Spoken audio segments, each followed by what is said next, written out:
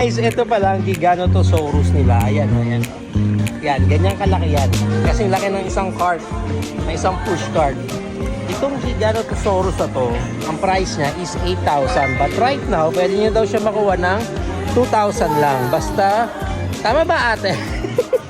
Baka mali sinasabi ko eh. Kasi pag nag-avail po kayo ng worth 1,000 po lang ganito. Na any Gigantosaurus na item na worth 1,000, pag naka 1,000 kayo dyan, pwede nilang makuha to ng 2,000 pesos na lang guys. Again guys, ang original price 8,000 ha. 1,000 plus 2,000. All in all 3,000 kasi ganyan kalaki yan ha. Malaki ito guys. Okay. Ayan, basta avail nyo na lang dito sa Toy Kingdom yan. Laki! Laki, laki. Yan. Asan si Archie? Saan na si Archie? Wala. Day off. Himala! Hindi kami nakita ni Archie ngayon.